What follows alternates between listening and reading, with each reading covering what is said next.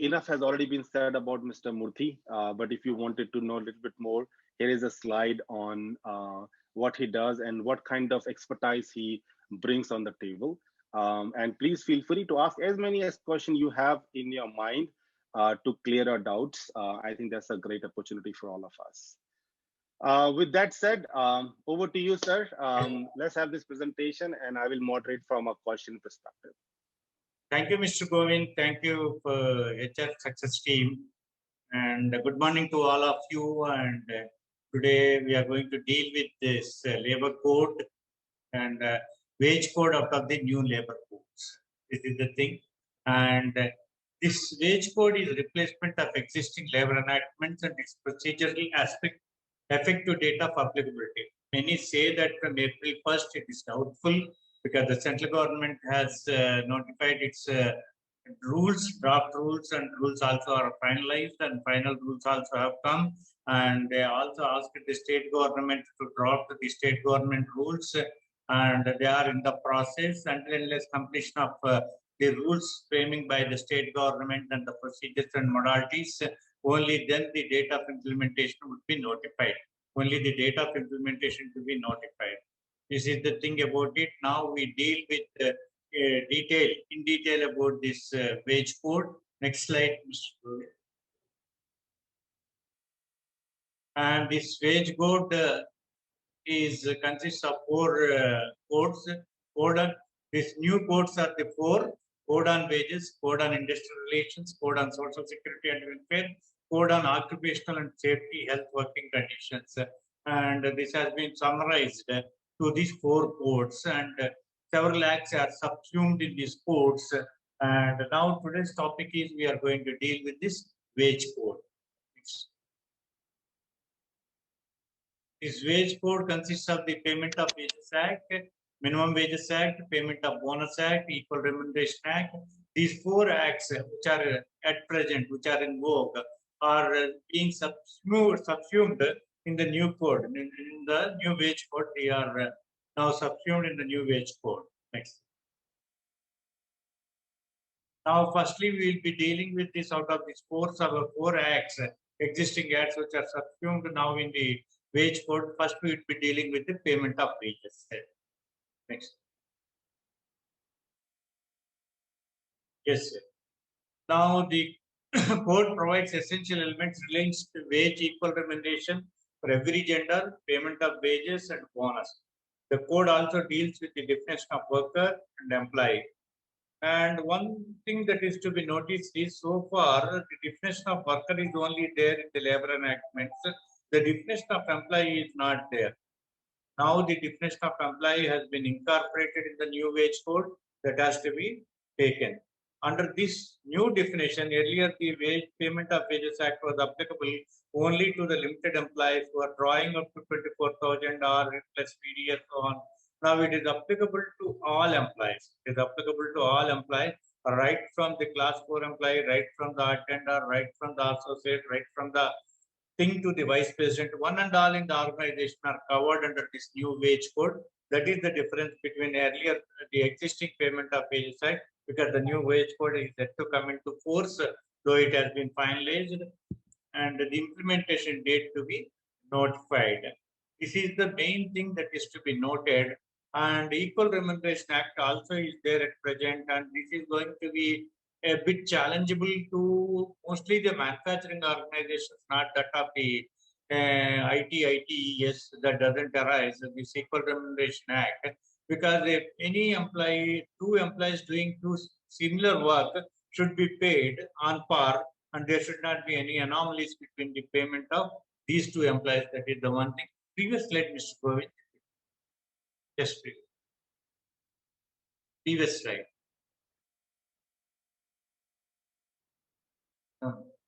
Yes, yes.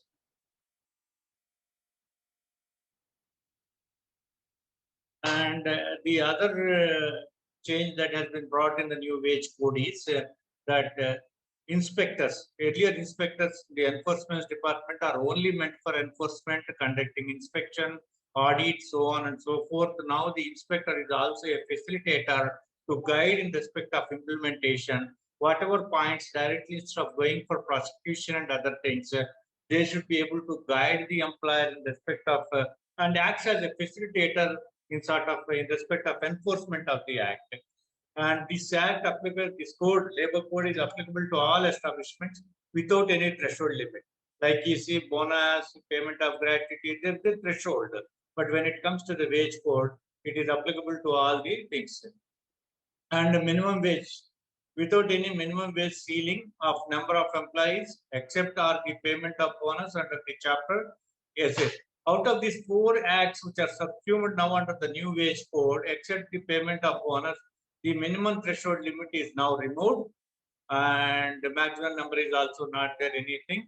And the new wage code applies to all category of employees. Next slide. So here is the thing that that is to be noticed and that is to be noted. That is to be noted, particularly there's a lot of ambiguity in respect of the definition. Several articles, news items are coming from time to time that it is going to reduce the take-home pay and they will have an impact on the employee and it is going to increase the burden of the employer in respect of various statutory contributions because of the revised change. Earlier, the thing is that the bifurcation of wage has not been defined. The what is a wage, what is a basic wage is defined under the acts. So, what percentage of the total wage should be the basic wage is not there in none of the acts. Only in the PF Act, what it says is that the basic once fixed cannot be reduced. But none of the acts says that this much should be the HRA, this much percentage out of the total wage should be the HRA, this much percentage out of the total wage should be the basic. There is no such specification. Now what you got to note is under the new wage code, they said irrespective of the nomenclature, whatever you call in respect of the payments that are being paid to employee, be it a special allowance, be it a conveyance allowance, be it a traveling allowance, be it a nearness allowance, or be it a reimbursement or whatever it is. From out of the total payment that is made, 50% of the total wage shall be treated as basic wage. And even if you fix it, that 30% basic and remaining 70% allowances, but the residual portion of this above 50 of the allowances, that is 20%, shall be treated as basic. So the basic should be a minimum 50% out of the gross wage. It should not be less than 50%. And even if you put less than 50%, for the purpose of contributions, for the purpose of payments, for the purpose of payment of terminal benefits or severance benefits, 50% of the gross wage shall be treated as the basic wage. You know where all the basic wage plays role. The basic wage plays role in respect of the payment of PF. The basic wage plays role in respect of payment of bonus. The basic wage also plays its role in respect of payment of gratuity, so on and so forth. All these factors are there. So that has to be looked into. Next slide.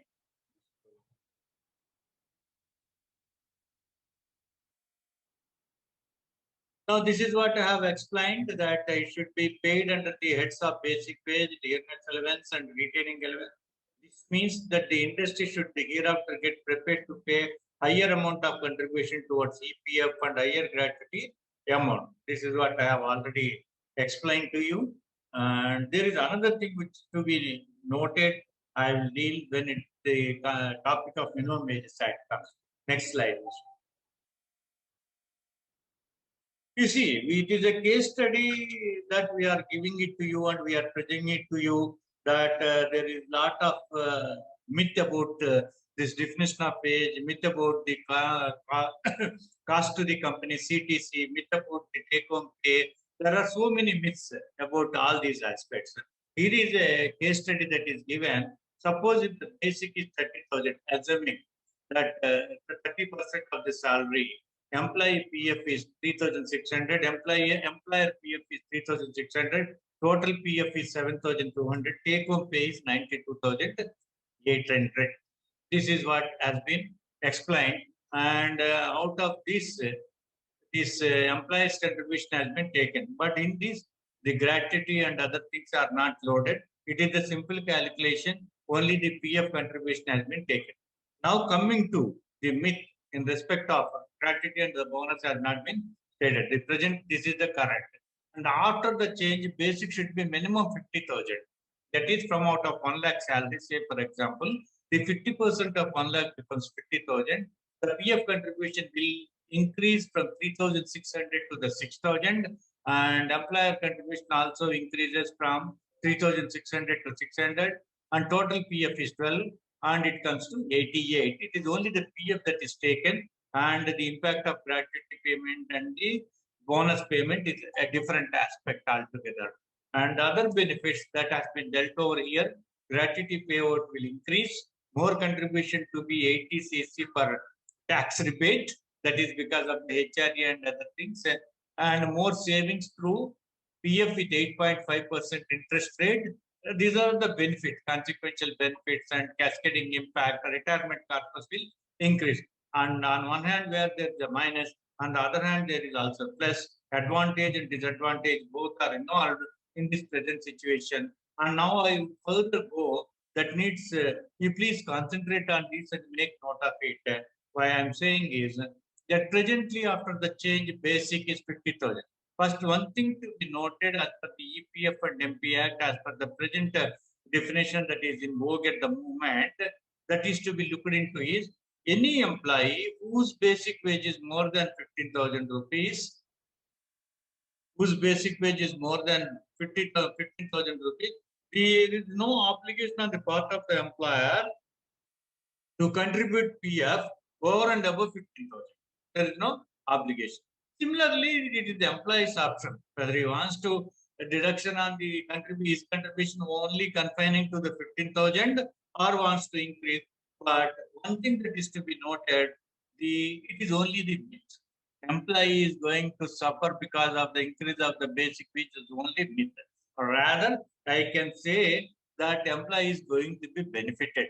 The thing is that his savings would increase, as we have explained in the other benefits. His savings would increase, and that is really employee is going to be benefited. As against earlier 30% or 30,000 rupees, where the PF contribution is there now, though the take-home salary is reduced, so slightly about 4,000 and 4,800 and all, but the savings are increasing. The savings are increasing. So employee, there is no loss at all.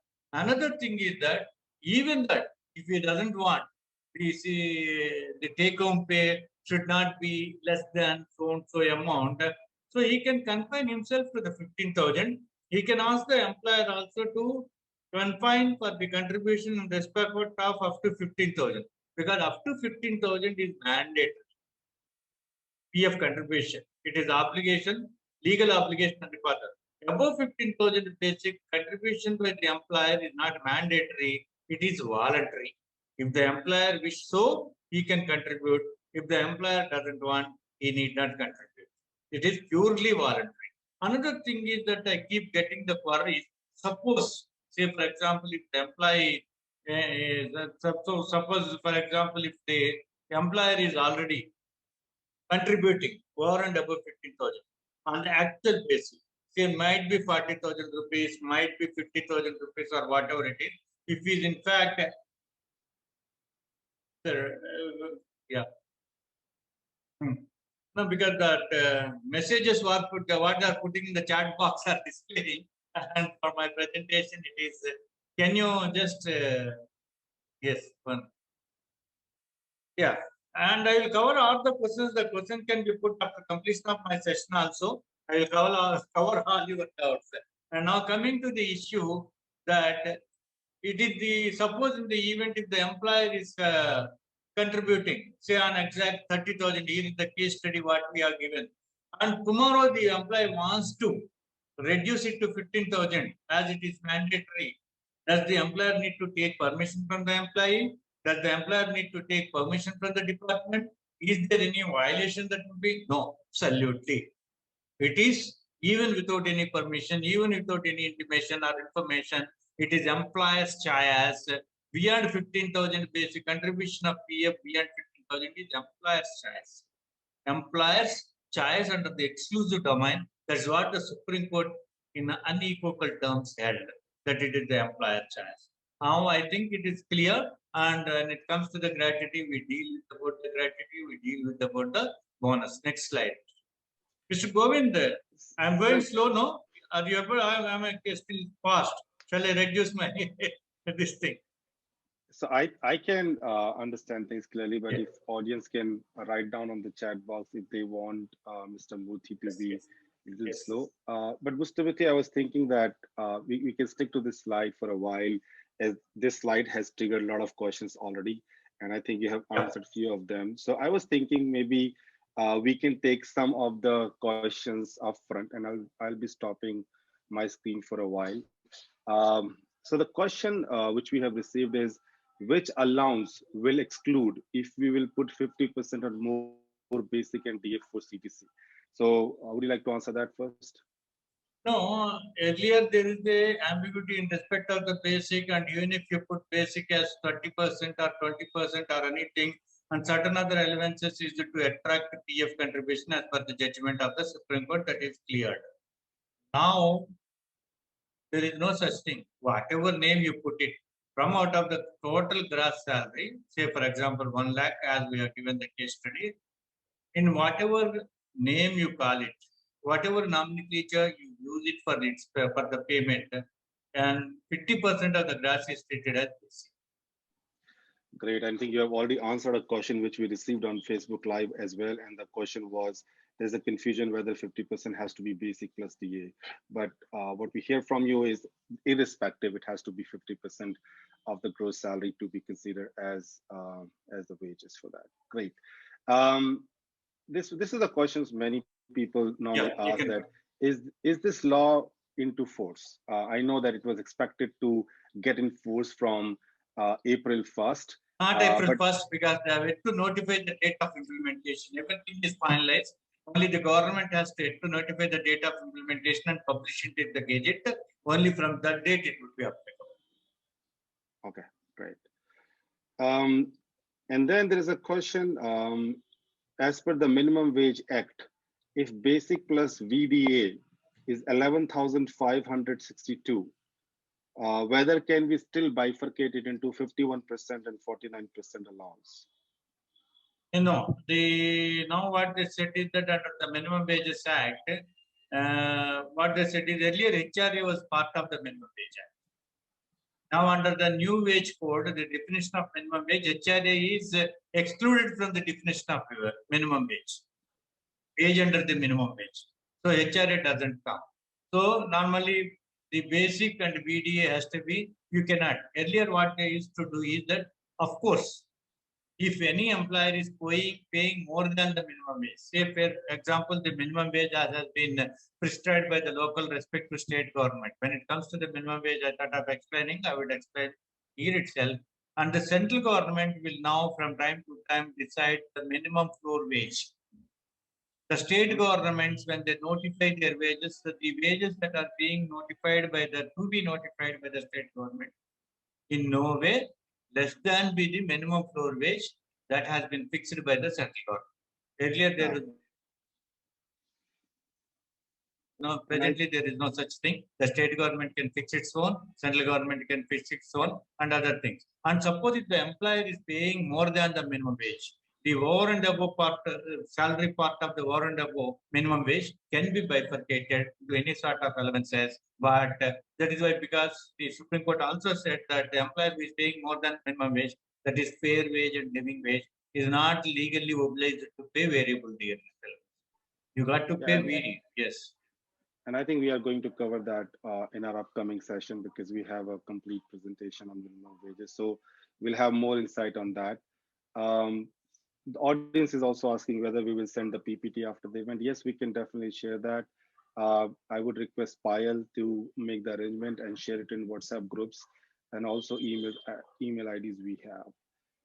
Well, that's interesting one. Even after 50% of the basic, if the total other allowance exceeds 50%, then we need to further increase the basic? Yeah, I think, okay, Mr. Radhakrishnan, would you like to take this question? Yeah, the thing is that even if the basic is 50%, the other allowances they need not be taken into towards the part of the basic. 50% only is the basic. If I understand the question rightly, what had been put. Okay. All right. So I think there are more questions coming up. We can take it up later, and I would go back to our presentation, and I will share my screen one more time, and we can begin from here. I'm moving Next to the slide. next slide, and over to you, sir. This is also I covered at the beginning itself that here all the people, any person, wherever there is employer and employee, employer and workman relationship that exists between the management and such worker or the employee is an employee, and of whichever cadre category and the designation is applied. Next.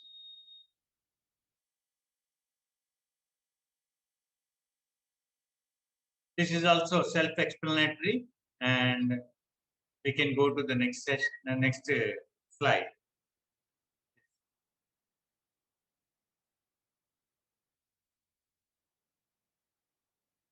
And now what you got to notice in this new code is that in every earlier there used to be manager can be the occupier in some other acts. Only under the Factories Act, only the board of director can only be the occupier. The director who is on the board or the founder or whoever is, and only can be nominated as an occupier, and the manager is the one who is the CEO. But under different acts like the Shops and Establishment Act, that used to be a different definition, and the Payment of Wages Act, that used to be a different definition. From act to act, it used to differ.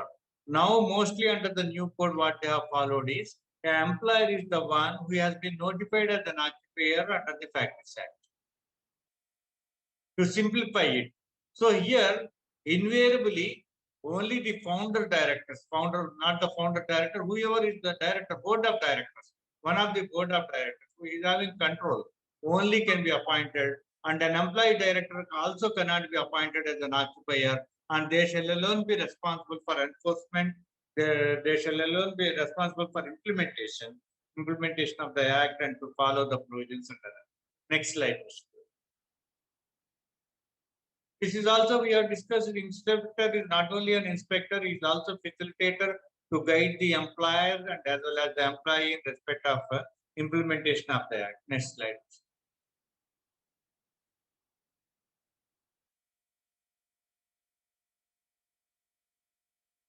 So this is the wage period can be on the daily basis, it can be on the weekly basis, it can be on the fortnightly basis, it can be on the monthly basis. If it happens to be the monthly basis, it has to be paid before 7th of the succeeding month. That's what. And the payment has to be made only through bank, and now the cash payments will not be entertained and be considered for the purpose of implementation. Enforcement authorities won't consider. Everything has to be digital, online, or it has to be payment by way of check or directly crediting to the bank. Yes. Next slide.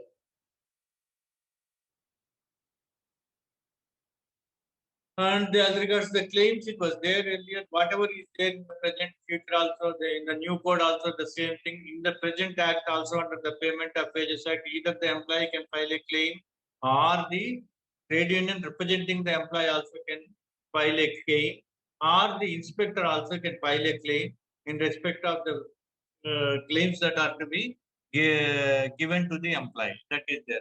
Limitation presently is the 6 months. Now that has been extended to 1 year, and in certain of the cases it is 1 year. That will be the same for this thing as far as filing as the concern. And appeals has to be filed within 90 days. If you are aggrieved by the order passed by the Payment of Authority under the Payment of Wages Act, you have to prepare an appeal within 90 days. Next.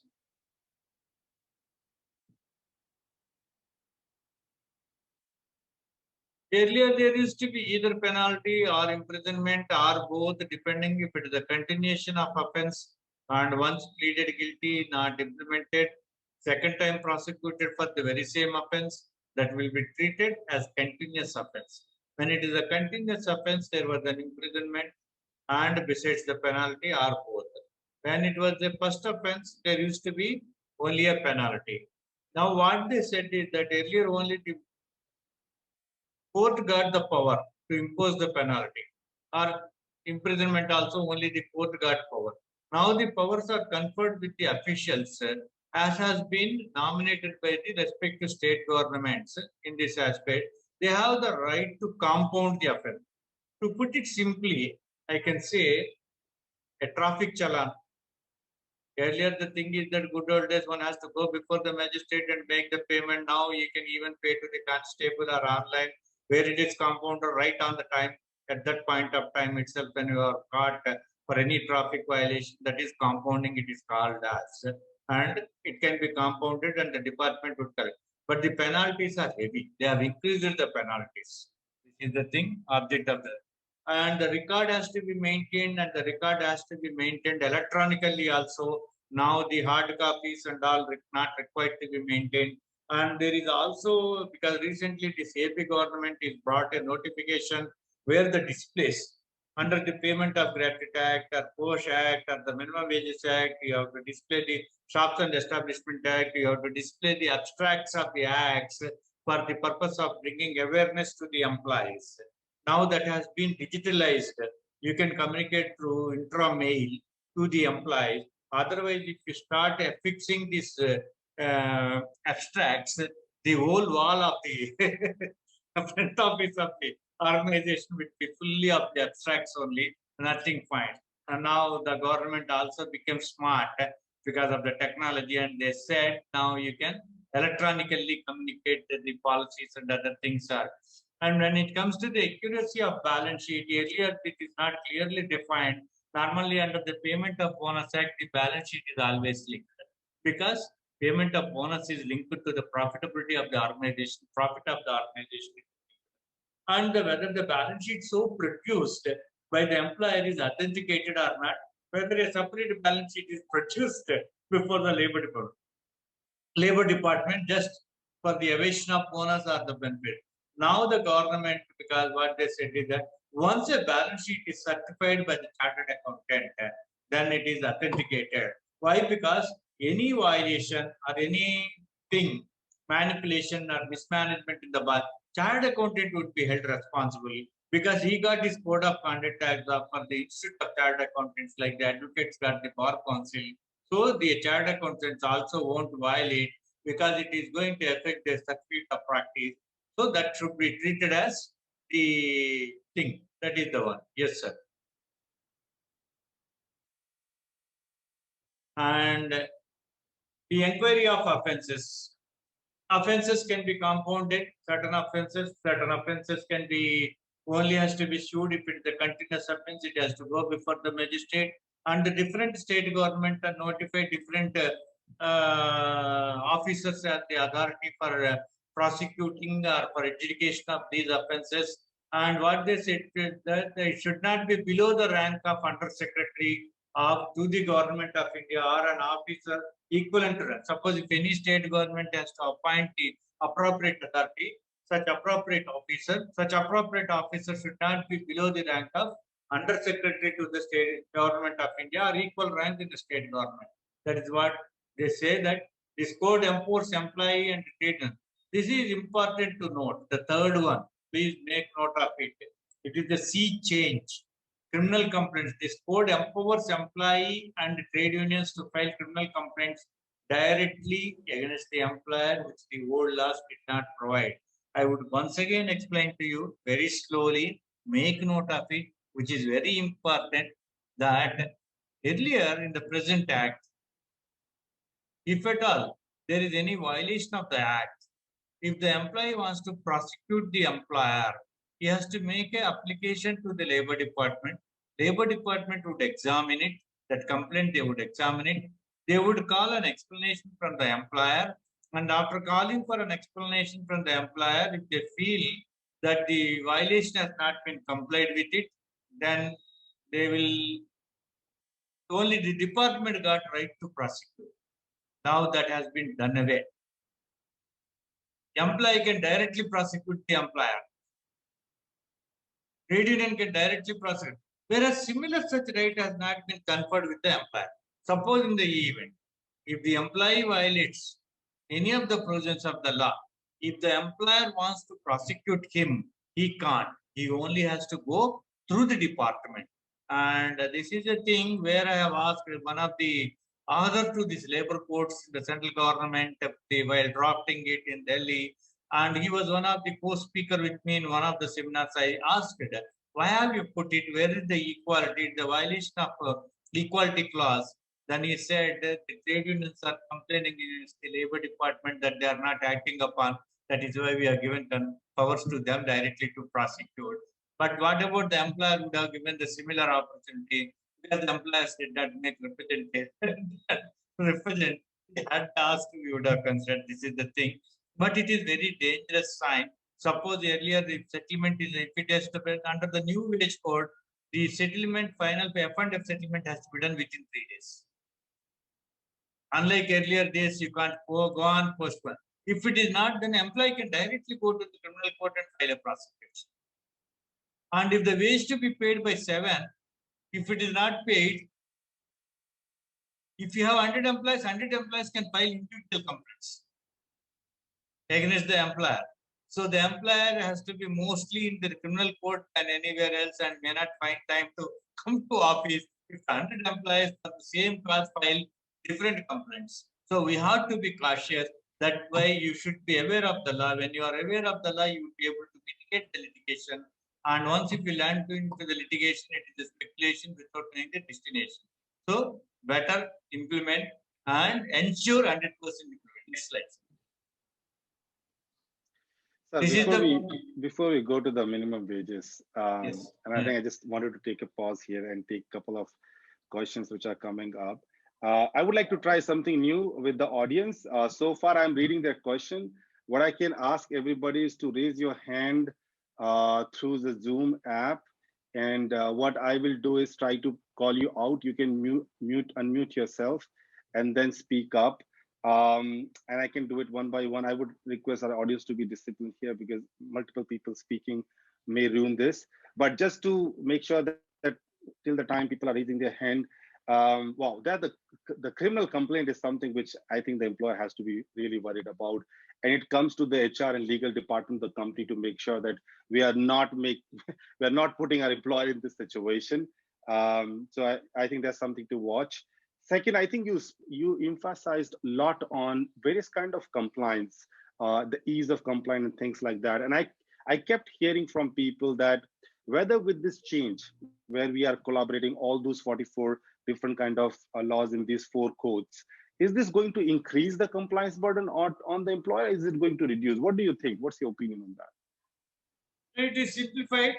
Compliance is simplified. Only thing is that we must have the clear approach in respect of complying it diligently, and it is not much complicated. It is simplified. It is easy. Only one need to have the checklist and has to go on complying it. Another thing, employee has to look into it. It is not only the occupier, the owner of the organization to be prosecuted. Manager also may be prosecuted.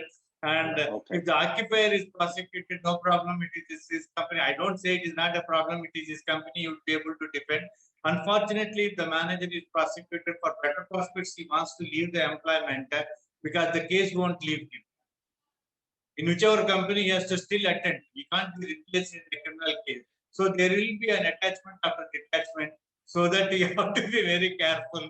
And 100%, we should not think that the occupier is going to be prosecuted. Suppose by any chance, if you are notified as a manager and if you are put as an accused, co-accused along with the occupier, and you know in the courts it will take 4 long years, 5 long years.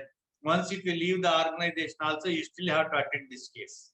There will be an attachment after detachment. You have to be cautious. That's scary. I'm sure for many of people on this because mostly in the practice that it happens, the plant head being the manager is normally put as an accused and he leaves the organization. Even if he wants to leave, he can't leave. Because the court has fixed the legal bondage between the employer and the CEO. Yeah, I think that's an important point. I hope that the compliances will go down. I hope that this criminal clause will not demean the main purpose of the government to come up with this reform. So we'll take some Still, questions. the employers also can make representation to the employers organization like FICCI, Confederation of Indian Industry, and other.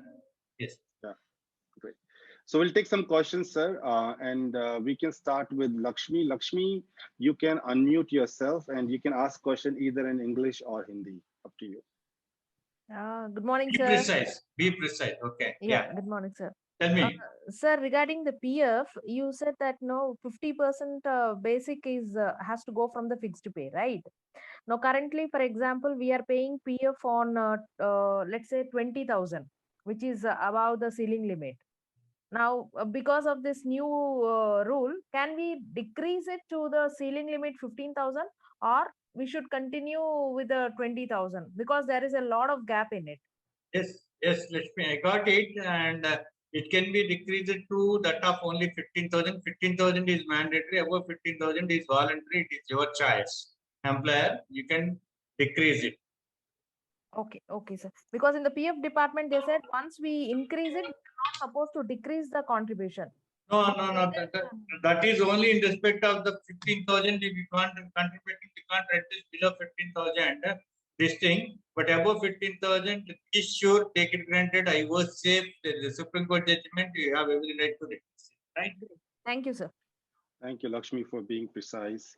Pradeep, you are next. And after that, Bharti. Good afternoon, sir. Sir, as per new wage code, you said FNF need to be settled within 5 days from the last working day. If there is any outstanding issues, still employer is liable to settle that within 5 working days.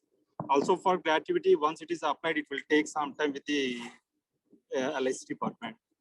That also need to be taken care. Yeah, I got your point. Account settlement is the thing where there is an outstanding, whether the performance is outstanding or not.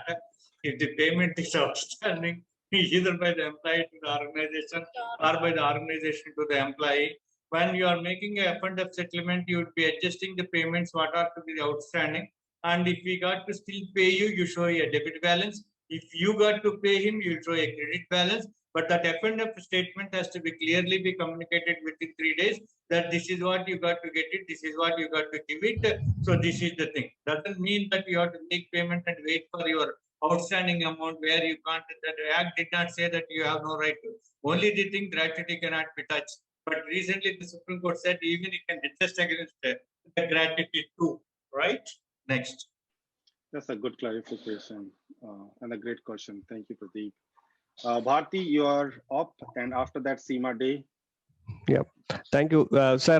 Very good morning. So my question is regarding the variable pay. I am from an IT background, so want to understand whether the performance incentive will be included in the definition of wage, because there is a lot of noise around that area. And also, if you could throw some light on overtime, it will be of real help, sir. Yeah, overtime is the double the ordinary wages that has to be paid. Overtime, in fact, has to be paid on the gross wage, not on the basic wage. Mostly the employers are under the myth that it has to be paid on the basic wage.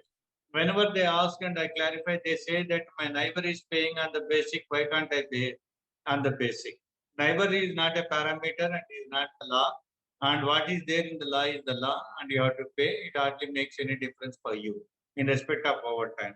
Right. Next question is in respect of payment of bonus, in respect of payment of gratuity, in respect of payment of PF, and even if the incentive has to be added in the total payment or not is to be another question. Say, for example, 1 lakh is the thing. There is a variable pay performance incentive paid once in a year, not a monthly. Whether that incentive would be added to this wage and then make 50%, or the monthly wage has to be paid 50%. Incentive when you are paying not monthly, as an annual this thing, a single payment, that will not be treated as the wage for the purpose of PF contribution or for the purpose of bonus contribution or whatever it is, gratuity. Am I clear? Is it okay? I think so. Thank you, Bharti. Good morning, sir. Very good morning. Sir, actually, I have one question. That is, right now, basic is 50% of CTC. So, can please explain ki with the CTC we are going to add PF employee and employer's contribution both, or it is exempted? That means it is the CTC. The CTC employee contributions you should not put it. Only employer Employer contribution. That CTC is a different concept and the total wage is a different concept. Actually, what is the wage you are giving it?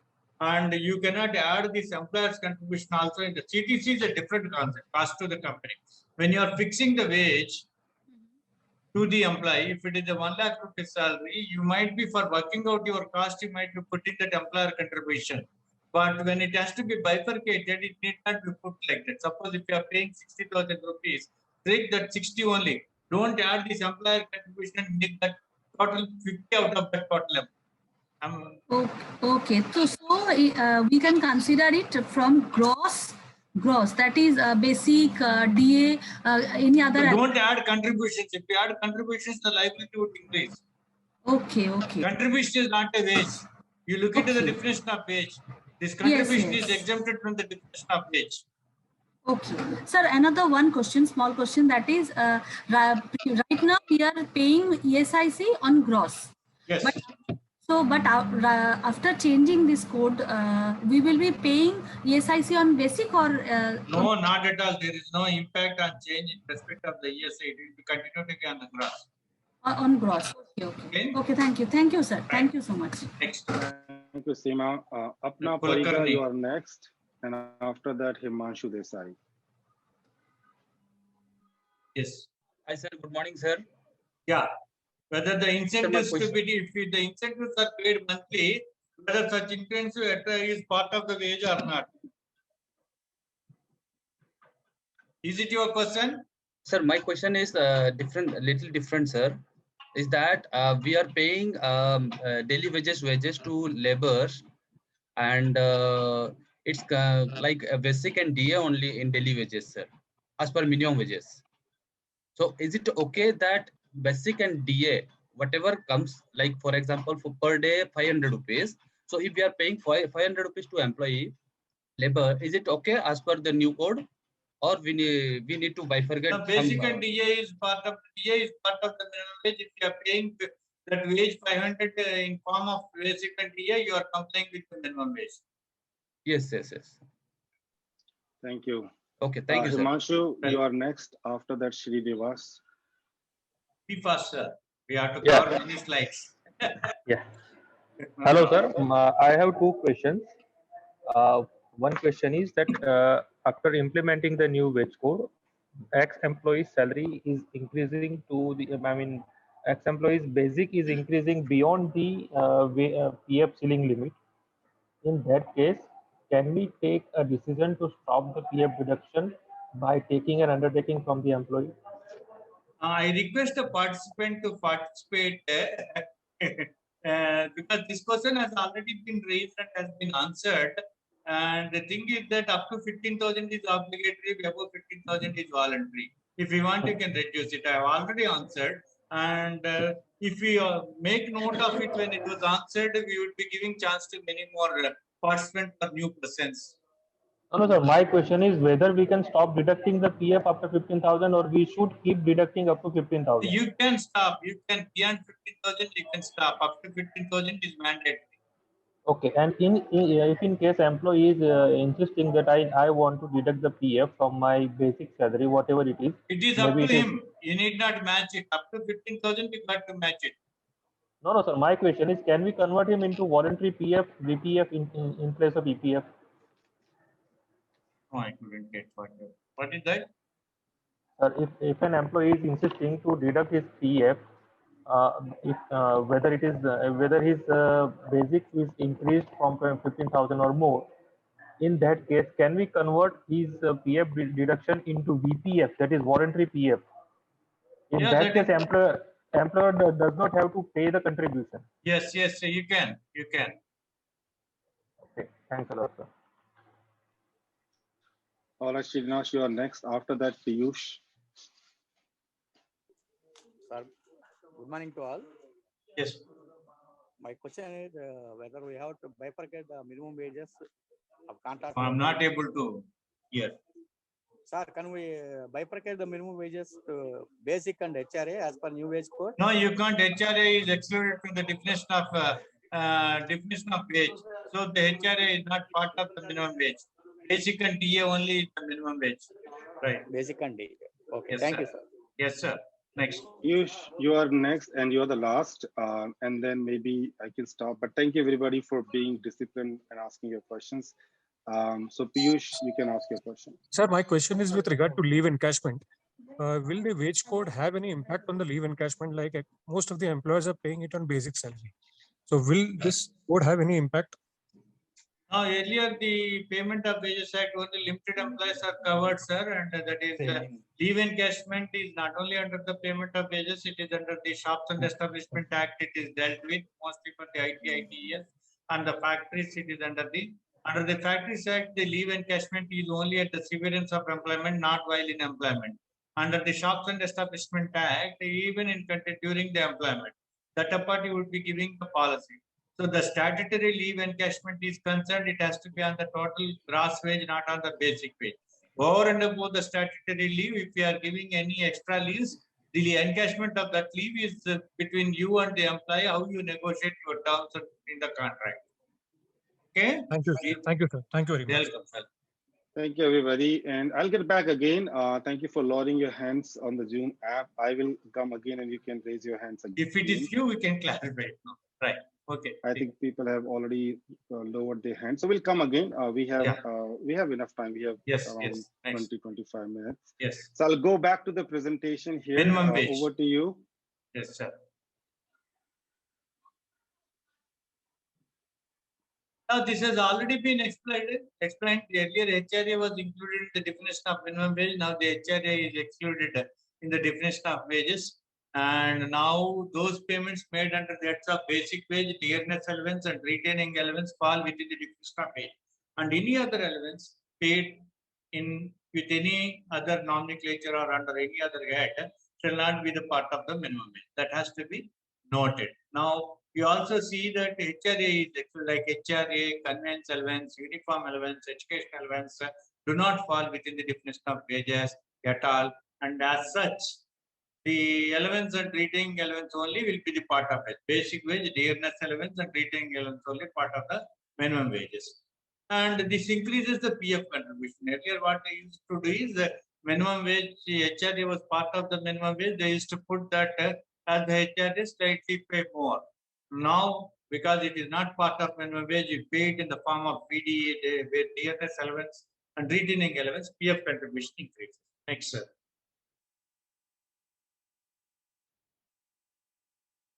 This also explained the central government would fix the minimum floor wage from time to time. The wage so fixed by the state government should not be less than the minimum floor wage. Yes. And earlier, another thing what you got to make note is earlier under the minimum wage side, for every kind of establishment, for every kind of business, there used to be separate GOs. Fixing the minimum wages for beverages industry, fixing minimum wages for IT, ITES, fixing minimum wages for the engineering unit. And now it is a common. Minimum wage is a common, and there is no bringing the establishments under the schedule. It is applicable to all establishments. Next. This is the floor wage. This is once in 5 years you have to increase the government would be increasing it, and the cost of living will be taken from time to time, and it can be the piece rate. Even in the piece rate, you have to take the minimum wage as a parameter. Next. This explained once in 5 years the minimum wages would be revised. Next, sir. And until revision, the VDA will take care of variable dearness allowance, which is now the points differ based on the consumer price index, will take care of the increase in the cost of living. Now the payment of bonus. Yes. Next slide.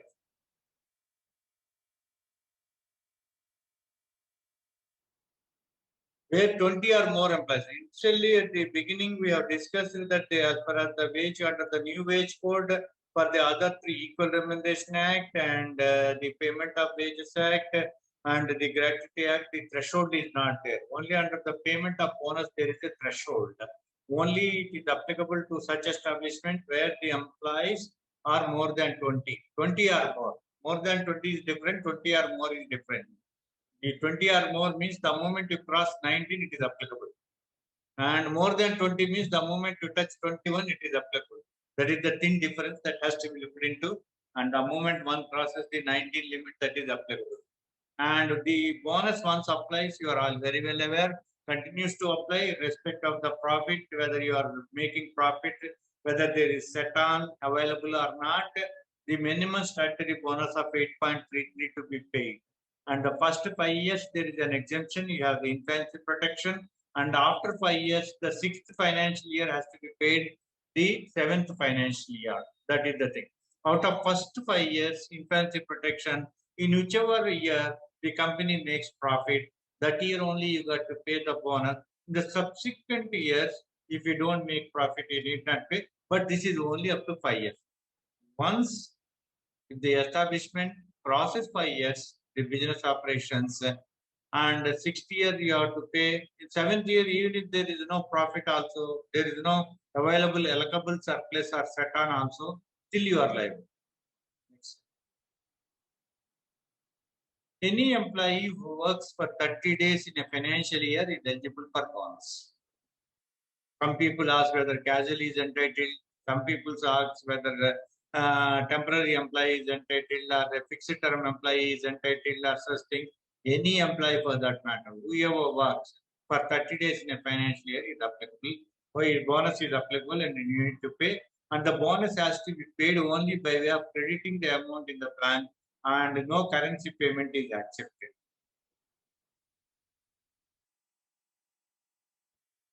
You are all aware this 8.33 is the minimum bonus, and the calculation of set on allocable surplus set off is there that has to be made as per the list that is envisaged under the Payment of Bonus Act. And suppose in the event if you are having establishment of various departments, one in Delhi, the other one in Pune, the other one is Gurgaon, or the other one is Bangalore or Hyderabad, if you maintain a separate balance sheet for each of the establishment, the percentage can be decided and be paid based on the balance sheets of the respective units. If you don't have a separate balance sheet, whatever you pay to, you have to pay the similar percentage of bonus to one and all on the basis of the overall profit.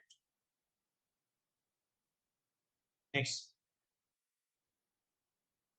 This is the infancy protection, 5 years is available. And in these 5 years, whichever year you make the profit, you got to pay. In the other year, you need not pay if you don't make the profit. That is only up to infancy protection of 5 years. And once if you cross the 5 years, the fancy of infancy would be over, and you have to keep paying irrespective of allocable surplus or not. Next. This is the equal remuneration. Next. Yeah. You please make note, everybody pay attention to this. Manufacturing as well as IT. In the manufacturing, there will be a contract labor working on various areas, and they are used on the core area. They will be operating the machine, and they can say that the regular employee who is operating the machine as an operator, and he should be paid on par with that operator. That is one aspect. When it comes to the IT, you might be questioning, we are all paid well and we pay higher wages, and then is it applicable to the IT? Yeah, IT. In the IT, what will happen is there will be certain employees directly employed by the organization. There will be certain employees recruited by the recruiting company and sent to your organization. And there will be certain employees of the vendor working with you on your projects and doing the job. And a similar job would be doing, is the developer on your roles, a developer on the roles of the vendor. They are doing a similar job. There is a variance in the salary. The developer of the vendor is being little differently paid as less, and your developer is being paid more. Over a period of time, you might be taking that employee of the vendor also if there is no restriction in respect of non-soliciting. Such employees who are supplied by the vendor to you, working in your establishment, along with your other developers or a programmer or whatever it is, there is a possibility claiming the similar wage and make a claim. That has to be looked into, but the similarity should be in respect of the seniority, in respect of the knowledge. You would be able to justify it, but however, you got to be cautious. Next. This is not out of the wage code, but only out of interest. I am just telling you, and this is the new concept of the gratuity. What they have said. Now in the present gratuity act, only when the employee completes 5 years of service, you are liable for payment of gratuity. Or if he completes 4 years, 2.20 days, also you are liable for gratuity. But under the new code, if you take any employee for a fixed term employment for 1 year, or 2 years, or 3 years, for such fixed term employees, you have to pay gratuity, irrespective of the thing, whether he completes 5 years or not.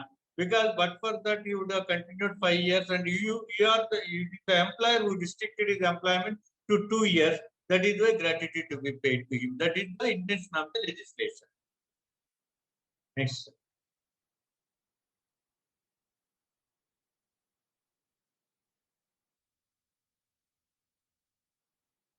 This is the gratuity to be paid depending on that, and gratuity for the fixed term employee, increase in gratuity payment towards gratuity gets. Yeah, now the liability of the gratuity gets increased. Earlier, some 30%, 40% should be there. Now it has to be taken as 50%. Now the gratuity liability is definitely going to be increased to the employer. It is an impact on the employee, benefit to the employee. That is why mostly they say that employee is affected, take home pay. Employee in all aspects benefited by virtue of this code. That myth has to be removed from the mind that employees only the savings are increased. Present take home pay may get reduced, but that gets compensated in a better way by way of savings. Next, sir.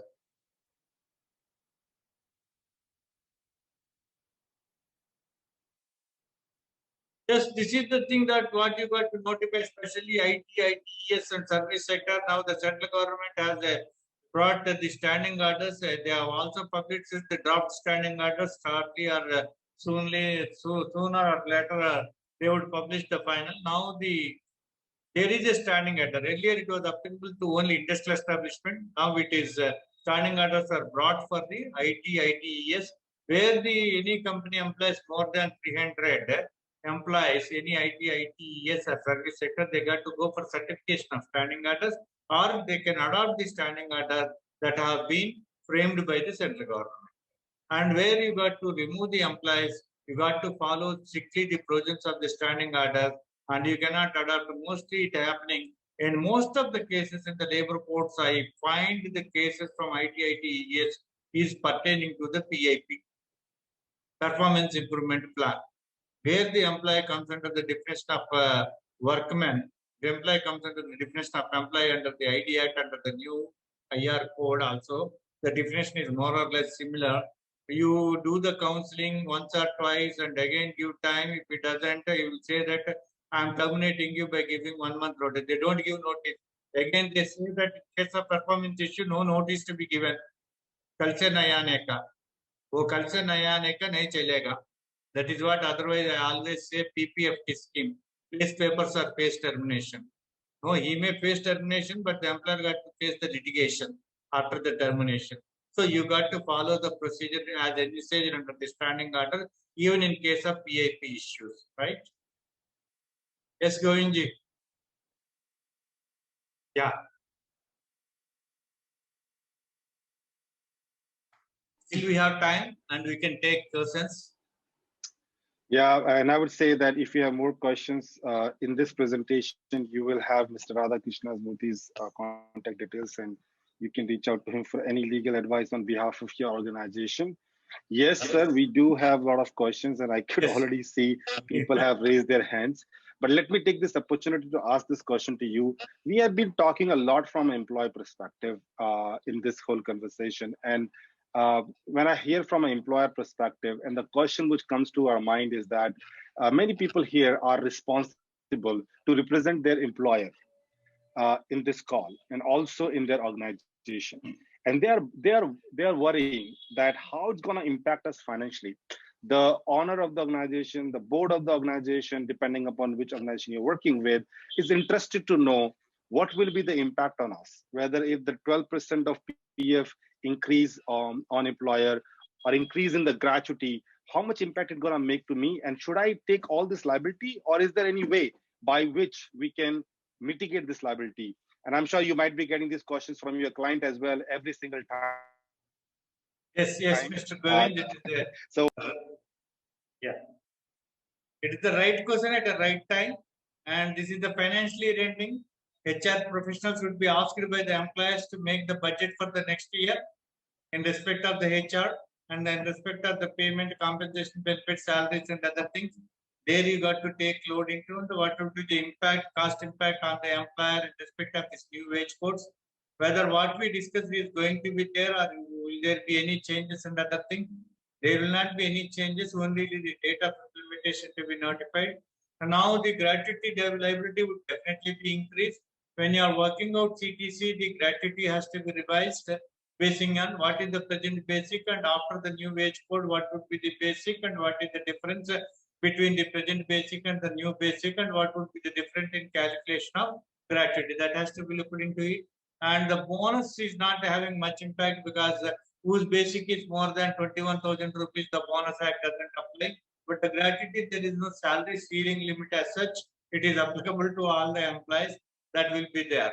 And the leave encashment, when it is talked about on the gross salary, makes no difference in respect of the leaves that are encashed as per the contract between employer and employee, out of the contractual obligation, but not out of the statutory obligation. That has to be looked into.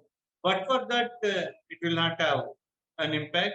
And another thing is that for every law, there is a flaw. There can't be law without flaw.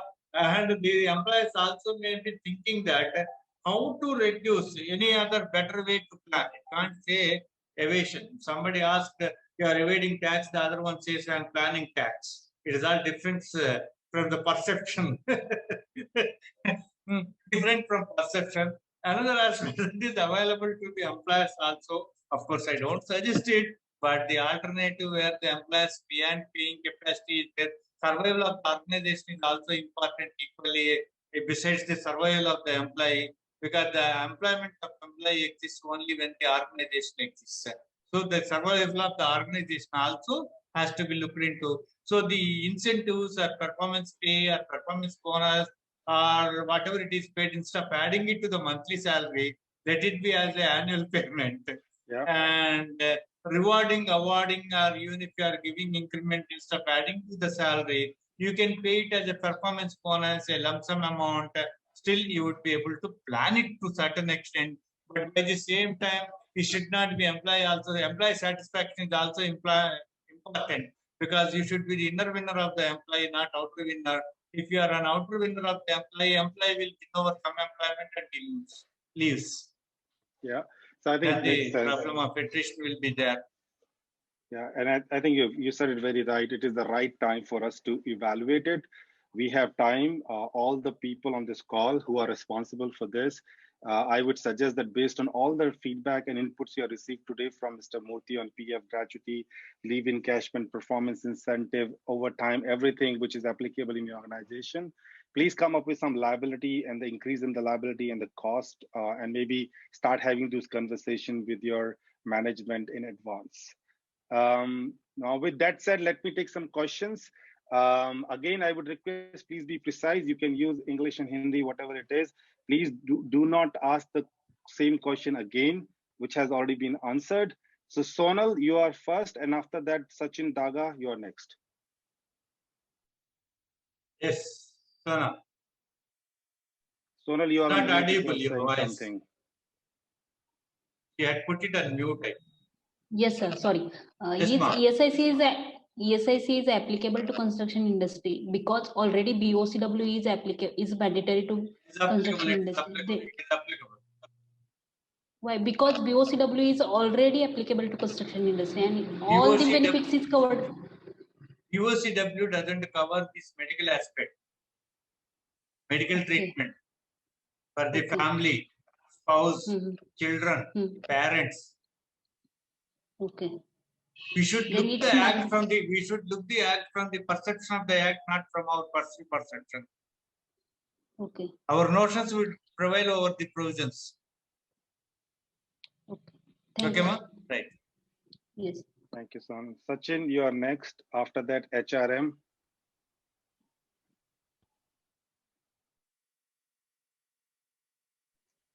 I would request, please mute yourself. Okay, hi, good afternoon.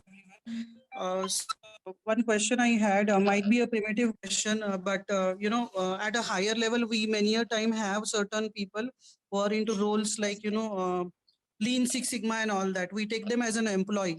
What if I move them on to consultant role? I think in that case, this might not be applicable. Am I right in saying so?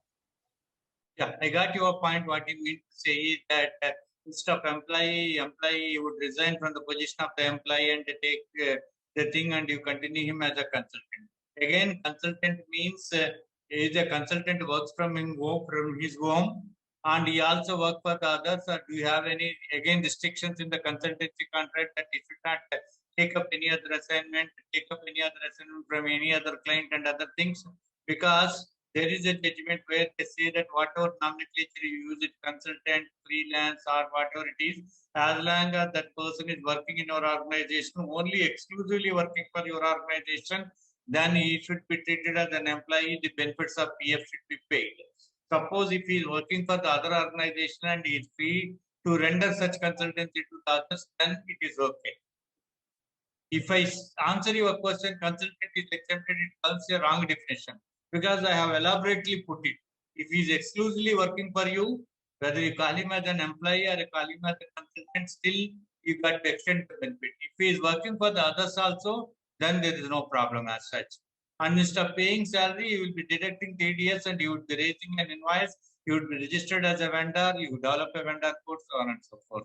But this this is must, that you should be rendering service to the others too. And you should not have such clauses in the consultancy contract. You should report at 9, leave at 5, and you are having this many holidays. All terms remain same. I've seen many contracts, such things.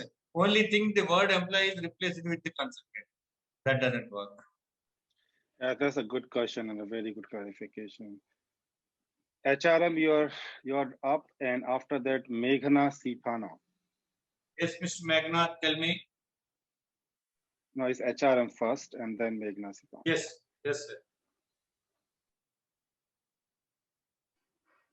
HRM, you are on mute. Can you speak? Okay, Meghana Sipana, you can ask your question.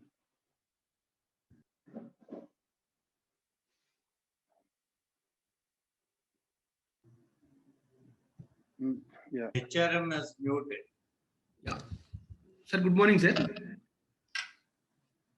Meghna, yes. Yeah, good morning. Sir, I have Very small good doubt. Yeah. See, for PF 15,000 is the limit. It's okay. But beyond 15,000 rupees, can we, at the option of the employer, can we give that option for employees? For some of the employees, we can cover. For some of the employees, we cannot cover. Can we do that, sir? After 15 years, beyond 15 years, sorry, beyond 15,000 rupees. I got your point, and here the question is whether reduction beyond 50,000 reduction contribution is permissible or not, the earlier question. Now you have put it a question differently, where there are employees drawing more than 15,000 basic. For some of them, you want to extend the PF benefit, some of them you don't want to extend. Yes, whether sir. this anomaly would lead to violation or not. Yes, yes. This is what. No, it is all employment contract. You must have a clear-cut contract. It's the demand and supply. Sorry, sir, I didn't get you, sir.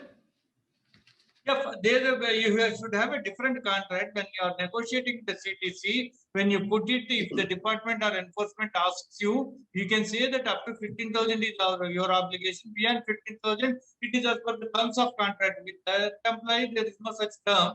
I agreed with this employee. I agreed. I am paying. But you must have a document to justify it. Yes, yes. Okay, sir. Justice not only been done, it should seem to have been done. Discrimination also should be justified. Yeah. If you fail to justify, it is a discrimination. Yeah, got it, sir. Thank you, sir. Right, right. So one more clarification, sir. Yeah.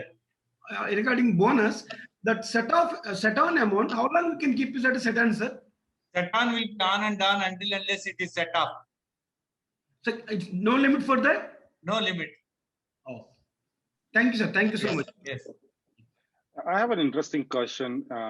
It says in this new wage code, are we planning to reduce the PF contribution to 10% from 12%? No, there is no such thing. Presently, there is 12%, and we are not the people to plan it. The government has to change the act. Amendment has to be brought. It is 12%. But on the other hand, there is a grave point talk. What they say is that this 15 to be increased to that of 21, make on par with the ESI wage. Got it. Thank you. Mr. Raghindra Prasad, you are next. You can ask your question. After that, Pradeep, you are next. Mr. Nagendra Prasad, you can unmute yourself, please. I would request all the people who have raised their hands, please be ready for your turn and unmute yourself as soon as I say. Otherwise, I will have to move next. Mr. Nagendra, I can see you, but you're still mute.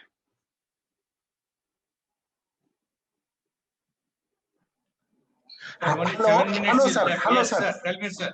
Yeah. Sir, is there any law which stipulates leave encashment as compulsory? Because some organizations are paying, some organizations. I got your point. Yes, under the Shops and Establishment Act, encashment of leave is compulsory. Under the Factories Act, not while in service and civilians of employment, it is compulsory, right? Yes, sir. Right. Sir, one more question. Sir, this central government has only notified wage code rules, but not the rules of other codes. So they have notified. They have notified. Yes, sir. Final draft also has come. Right. Okay. Thank you, only sir. Date of implementation to be notified, sir. Okay. Thank you, sir. Right. Thank you, Mr. Nagendra. Pradeep, you can ask your question. After that, Balakrishna, you are next. Yes, Mr. Pradeep. You got to unmute, I think. Yes, sir. Sir, my question is on bonus. On bonus eligible amount, can we offset the sales incentive or performance incentive, which is a annual variable pay? If answer is no, then what is the liability on employer if he offsets the sales incentive or performance incentive against the bonus amount? So there is a thing called as performance bonus. When you are paying in lieu of statutory bonus, a performance bonus, that you got to notify it, right? Otherwise, if you are paying without notifying it, simply paying statutory bonus, this performance bonus shall not be treated as a statutory bonus and it cannot be set off against the liability of the statutory bonus. Thank you. Mr. Balakrishna, you are next. After that, Ankit, and I'll take last question from Yudhu Onda. That's the three people I'll take. Balakrishna, you can ask your question. Not audible, sir. You have to unmute. Due to COVID situation and financial position, we hold leave encashment. Is it permitted?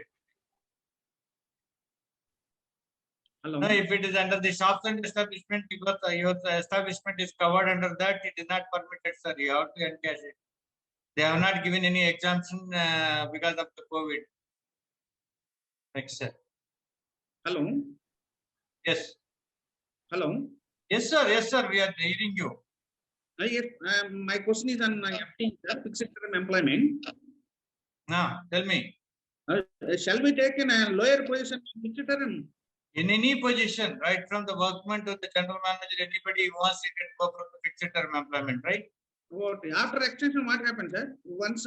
Why are you extending? You are giving it a fixed term. If you want to extend again, you have to give it. First, you got to settle it, and then you got to give a fresh, or else you have to renew it. Renew means when you are renewing, service put in earlier shall be counted for the purpose of terminal benefits. Okay, thank you. Thank you. Ankit, you are next. His medical examination is applicable on the employees who have attached the age of 40 years. That is a different act under the Factories Act. It is there. Social Security. This is the thing. Safety, occupation, and other new code. Yes, sir.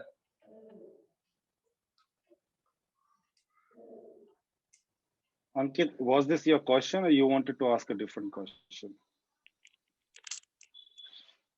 OT eligibility. Everybody is eligible whoever works for more than 8 hours a day. And 48 hours in a week. I can take only one question. I think I promised Yedu Kondalu to take the last question. Can you just unmute yourself? Rest everybody. Can lower your hand. Good afternoon, sir. My two questions.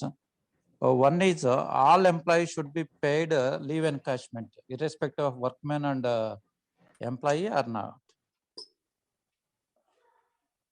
No, only the Shops and Establishment Act, only employee whoever comes under the employee definition, not discharging the supervisory and managerial functions are covered. And the management category is not covered. It is only as per the contract, employment contract that is to be. I mean, in our office, for example, office managers are working, and are they payable as they are working under? No, it all depends on your employment terms and conditions. Okay, sir. My next question is, sir, PF and ESI is applicable for the.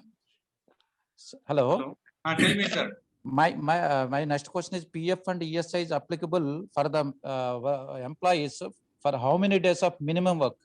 No, even if they work day one, only 1 day, 2 hours, when you make the payment of wages, they are eligible for that. Thank you very much, sir. Thank you. Yeah, Radhakrishnan is AP this side.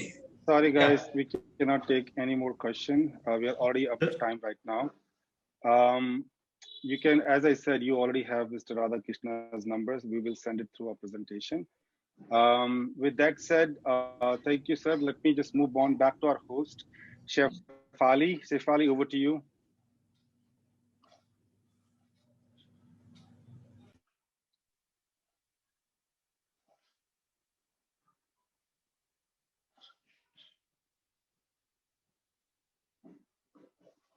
Thank you so much, Govind. I think a very fruitful discussion with our honorable speaker also, and our participants with the questions coming up. I can relate to that.